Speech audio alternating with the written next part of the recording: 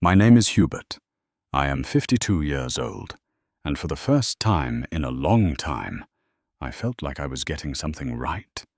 The sun was a warm bronze coin, sinking toward the flat Kansas horizon, painting the endless fields in gold. My Jeep's familiar rumble was a comforting song. In the passenger seat, my 13-year-old son, Leo, slept his head tilted against the window, a single earbud dangling loose. A podcast about neutron stars whispered into the quiet car. The air smelled of dust-stale coffee and the new rubber of the spare tire I'd bought just for this trip.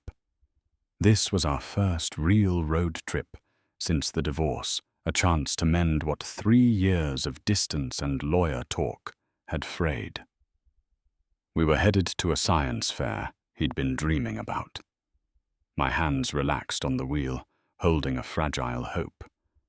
Then my phone buzzed on the dash, an unknown number with our home area code, probably an old client. I pressed answer on the steering wheel. A voice, cold and urgent, sliced through the cabin.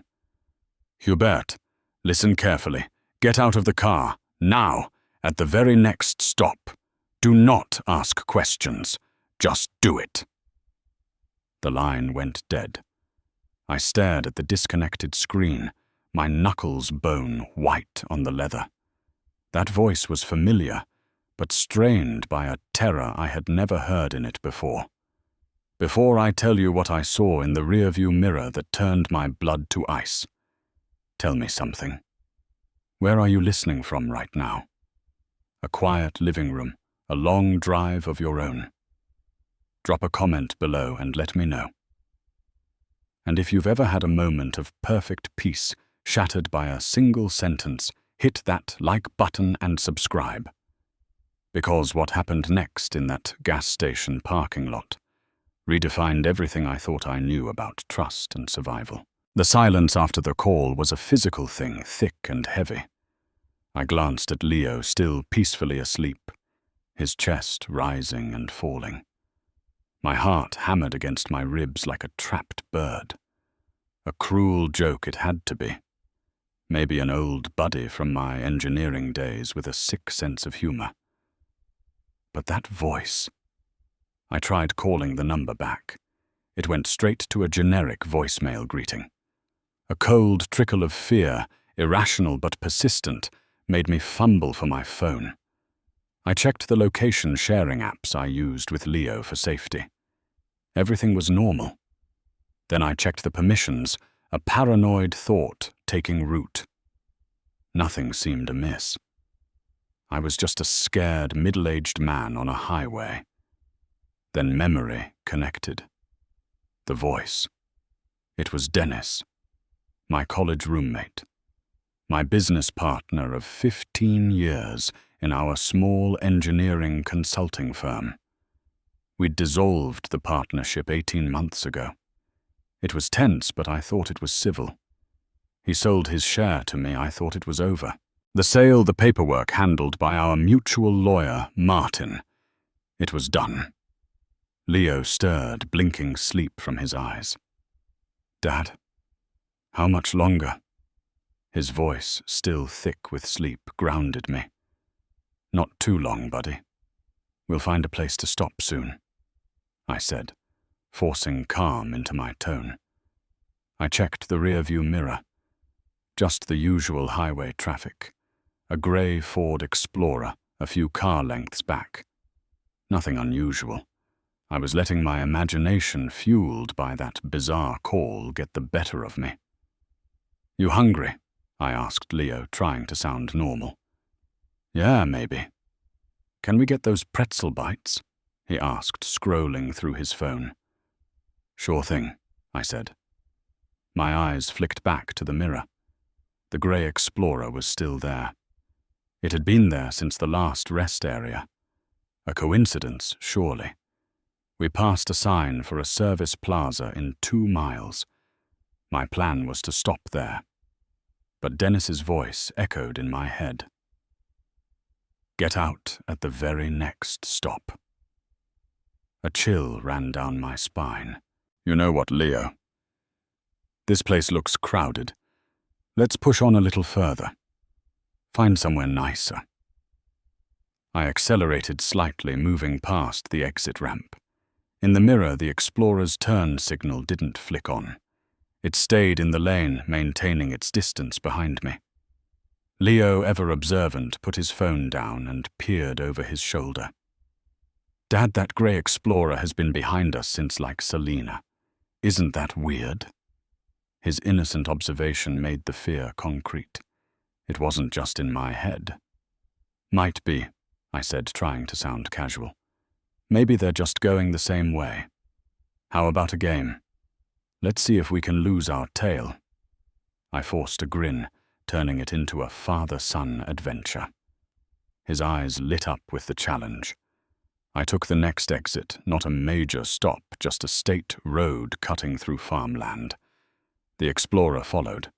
I turned onto a smaller county highway, the asphalt cracked and lined with tall corn. The Explorer followed a silent, persistent shadow a quarter-mile back. The game didn't feel fun anymore. It felt like a hunt. The gas gauge needle dipped toward empty.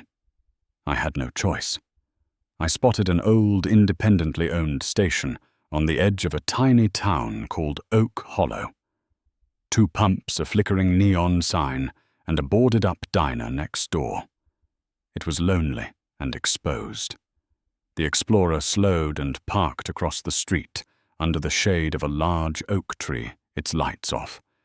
I could make out the silhouette of one person inside. Leo, I said, my voice low and serious. All pretense of a game was gone. I need you to listen very carefully. Stay in the car, lock the doors. Do not open them for anyone but me.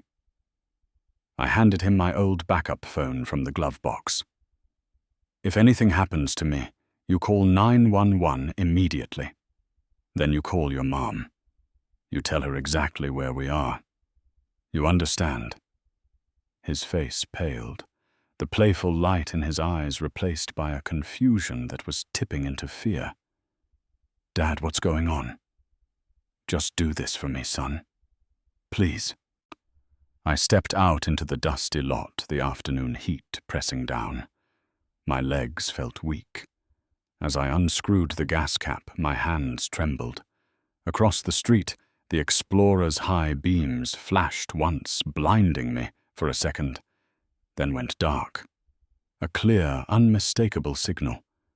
I was being watched. I was being intimidated. My own phone rang again, vibrating in my pocket. A different number. I answered, turning my back to the SUV. Hubert, it's Dennis. His voice was a ragged whisper, frantic. I'm sorry. They made me make that call. They're tracking your car. They think you have it. The prototype. You need to run. Don't go home. Don't trust anyone from the old office. Especially not Martin. What prototype, Dennis? What the hell are you talking about? I don't have anything, I hissed into the phone, trying to keep my voice down. The Verity code. The full architecture. It's gone. They think you took it as a bargaining chip or to sell yourself. They're not business people, Hubert. They're investors with very deep pockets and no patience. They threatened my family. I had to give them something, point them somewhere. His words dissolved into a choked sound. You pointed them at me. Rage boiled up, hot and sudden. After everything, you're setting me up. I hid it. I hid the real copy, but they don't believe me. They think it's with you. Just run. Please. The call cut out. I stood there, the gas pump humming in my hand, the smell of fuel thick in the air. The Verity prototype. A next-gen network security algorithm we'd been developing for years. It was our crown jewel, but the development had stalled before the split. Dennis was always in charge of the physical hardware backups. I handled the theory. I thought the project was dead. Across the street, the driver's door of the Explorer opened. A man in a dark denim jacket got out. He was big, with a purposeful stance. He leaned against the hood, pulled out a cigarette and lit it, his eyes never leaving me. It wasn't Dennis. Every fatherly instinct I had screamed at once. This wasn't a misunderstanding. This was a threat. To me, and more importantly to my son, sitting terrified in my Jeep. I didn't need the whole truth. I needed to get Leo out of there. I slammed the gas nozzle back into the pump, not even bothering to screw the cap back on. I jumped into the Jeep, fired the engine. "Hold on tight, Leo. We're playing the game for real now." I threw the Jeep into reverse, spun the wheel, and roared out of the station gravel, spraying. In the rear view, I saw the man drop his cigarette sprint back to the Explorer and peel out after us. What followed was a blur of terror and focused desperation. I pushed the old Jeep harder than I ever had its engine whining in protest as we flew down the narrow county roads. Cornfields became a green-streaked wall on either side. Leo was silent, one hand braced against the dashboard, the other gripping the door handle, his knuckles as white as mine had been earlier. The Explorer was a determined predator in the mirror, its grille filling the glass as it closed the distance. My mind raced, discarding options. A police station was too far. The highway would just be a faster chase. Then I remembered a place from a lifetime ago. A camping spot deep in the Cedar Bluff State Park, a maze of dirt fire roads where Dennis and I used to go four-wheeling in our 20s. It was rugged, confusing, and a place a standard SUV would struggle. "We're going into the park, Leo," I said, my voice tight. "When I say so, we're going to get out and run into the woods. You follow my lead, and you do not stop." He just nodded, his eyes wide. I found the unmarked turn off a gap in the tree line, barely visible. The Jeep jolted violently as it left the pavement, bucking over ruts and exposed roots. Branches screeched along its sides. I checked the mirror. The Explorer had slowed, but it was still coming, its suspension bottoming out on the rough terrain. Good. I needed it to follow. I needed it to see where we went. I drove deeper, the trees closing in, creating a tunnel of dappled shadow. I found what I was looking for. A sharp bend around a massive limestone outcrop. "Now, Leo, go." "That way, deep into the trees." "Don't look back. I'll find you," I yelled. He hesitated for only a second, then unclipped his seatbelt, threw open the door, and vanished into the dense undergrowth. I didn't watch him go. I slammed my foot on the gas, sending the Jeep lurching forward another 100 yards, before steering it deliberately with a sickening crunch into a stand of young saplings. I killed the engine, grabbed my small emergency backpack from behind the seat and a heavy tire iron, and slithered out the passenger side into the brush. I crawled back toward the bend, keeping low. I found a thicket of chokeberry bushes with a sightline to my damaged Jeep, and hid my breath, coming in ragged, painful gulps. Minutes later, the Explorer arrived, lurching to a stop. 2 men got out. The driver was the big man from the gas station. The other was taller, thinner, dressed in khakis and a polo shirt. They approached my empty Jeep with caution. "He's gone." "The kid too?" The big man grunted, peering inside. The taller man, the one in khakis, pulled out a phone. His voice was calm, educated, and it made my skin crawl. "He's gone. The kid too. No, the device isn't in the car. It's possible he never had it. Dennis is playing us all." He listened for a moment.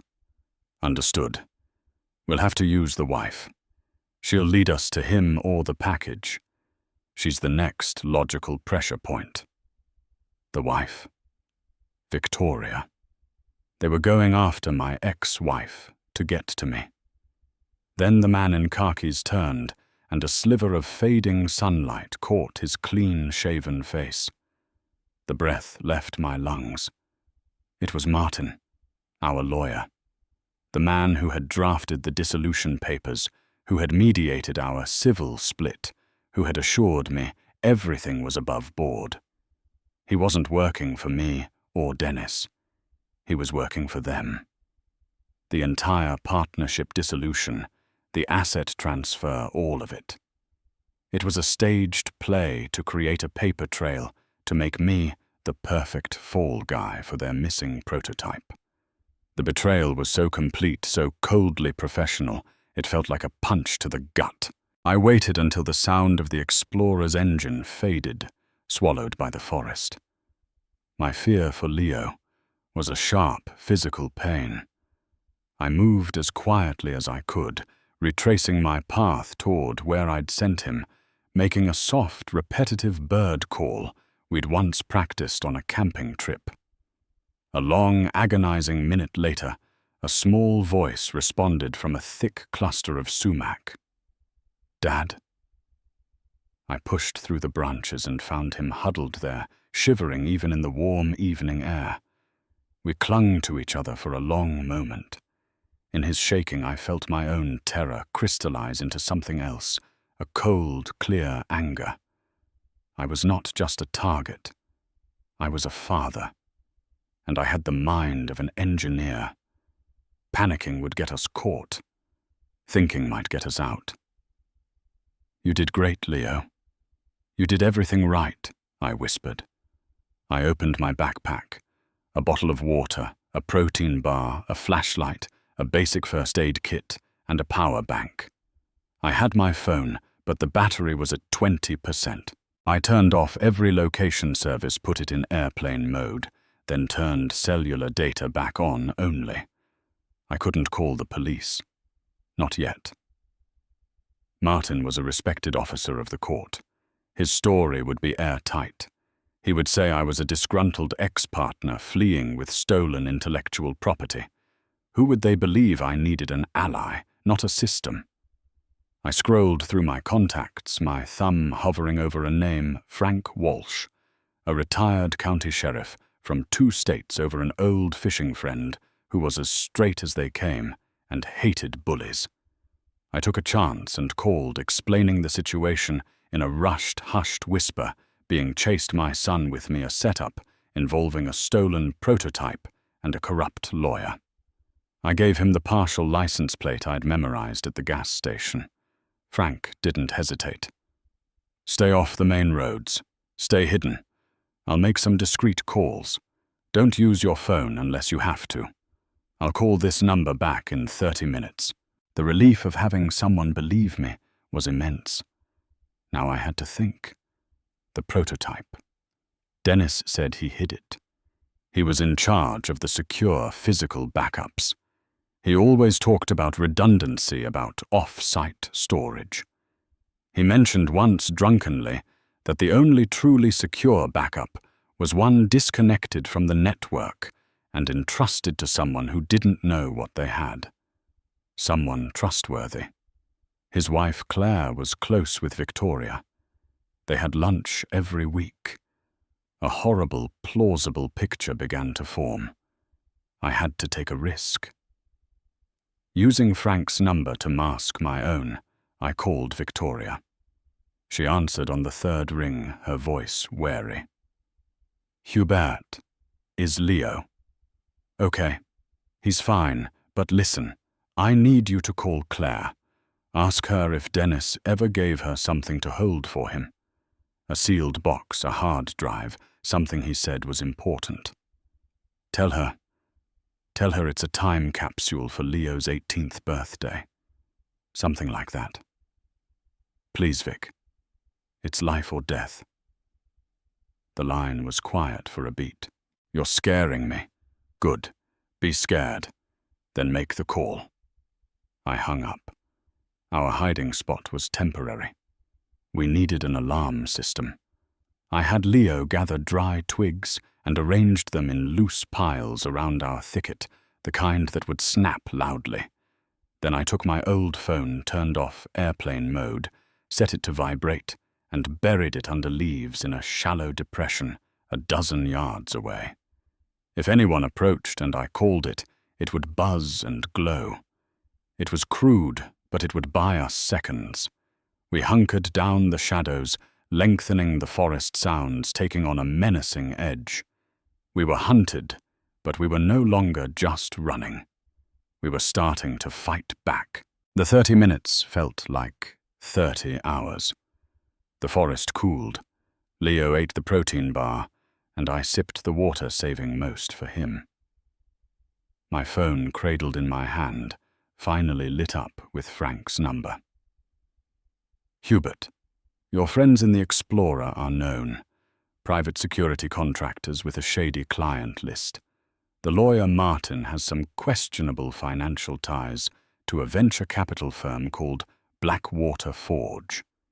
It's a start. Now, what's this about a prototype? I explained the Verity project as best I could. Before I could finish, a text came through from Victoria. It read, "I called Claire. She's terrified.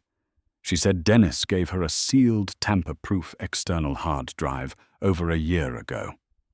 Told her it was a digital scrapbook for Leo not to be opened until he was 18. She forgot about it. It's in her safe deposit box at First Mercantile Bank downtown. Key is in her jewelry box." What is this, Hubert? My mind connected the wires. That was it. The package. Dennis had copied the Verity prototype onto that drive. He sold a different, perhaps incomplete version to Blackwater Forge. When they discovered it was flawed or missing core components, they came after him. To save his own skin, he pointed them at me, the other half of the brain trust, while the real goods were hidden with his wife, a person no one would suspect. He used my son's future as his hiding place. The sheer calculated cowardice of it took my breath away. But now I had leverage. Information. "Frank, I have the location of the real prototype. And I have a theory." I laid it out for him quickly.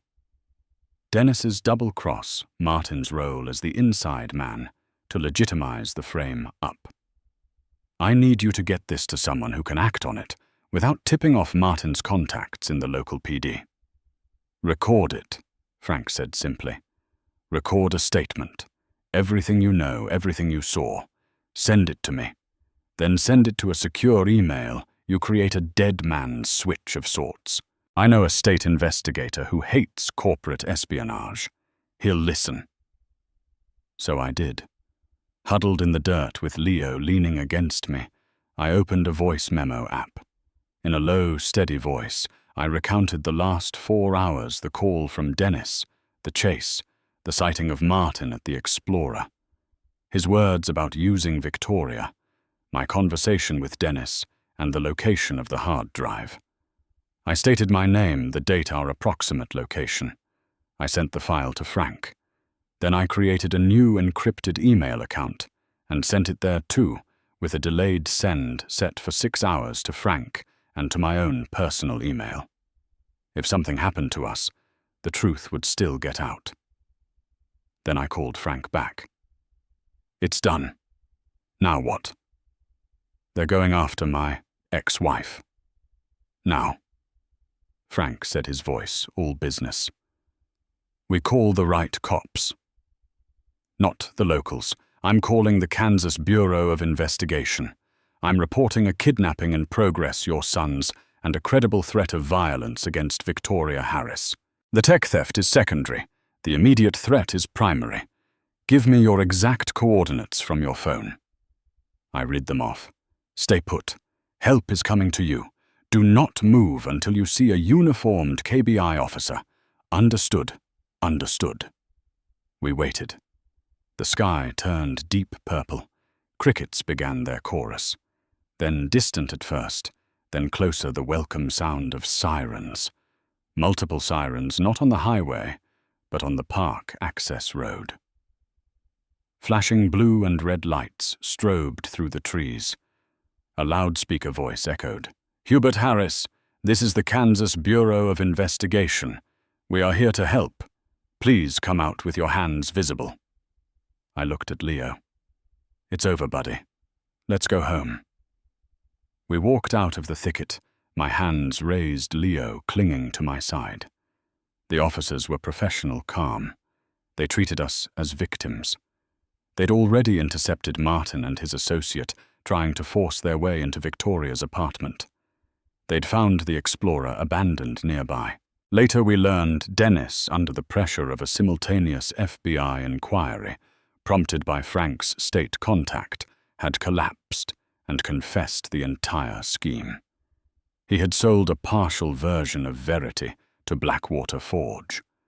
When they demanded the full code, he panicked, gave them my name, and let Martin weave the legal framework to support it. The hard drive in the bank box was the master copy. He never intended for Leo or anyone to open it.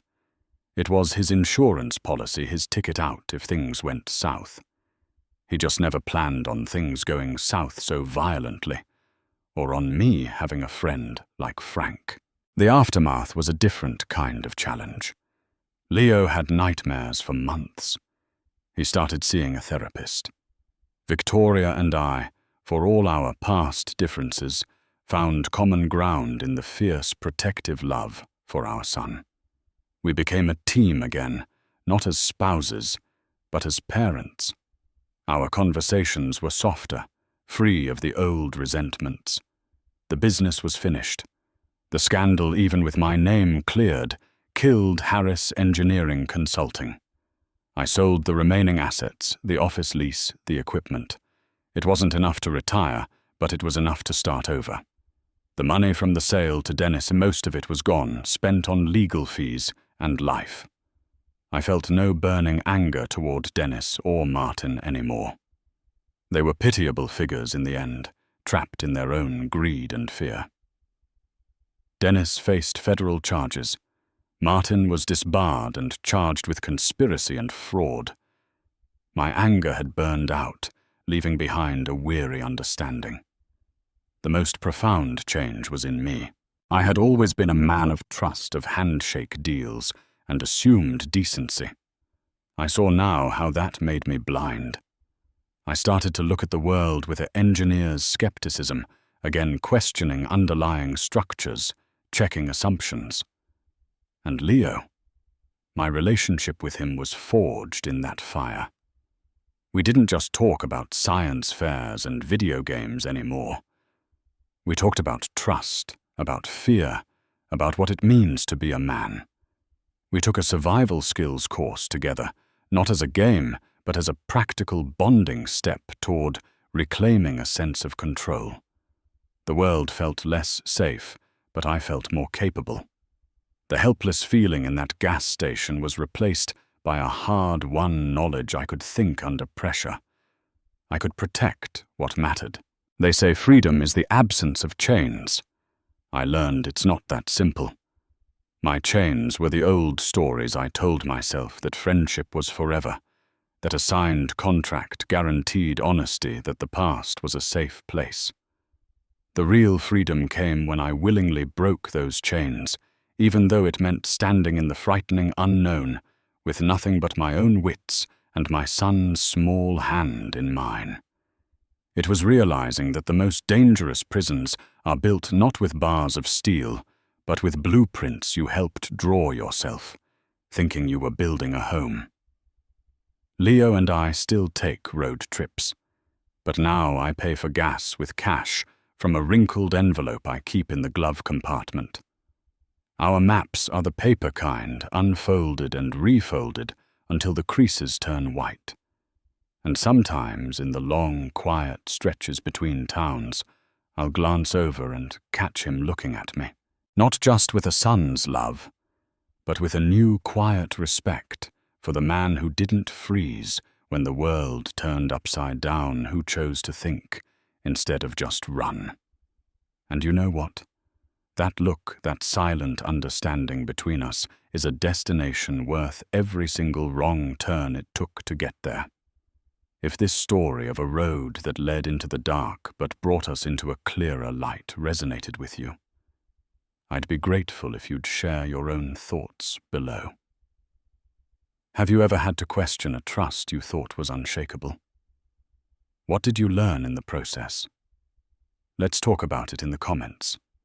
If you found strength in this, please hit the like button. It lets me know these stories matter.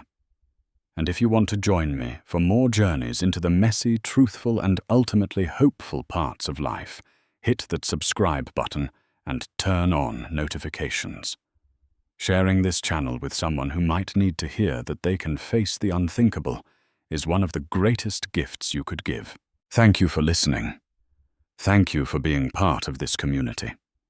Wherever your road leads today, may you travel it with clear eyes and a courageous heart.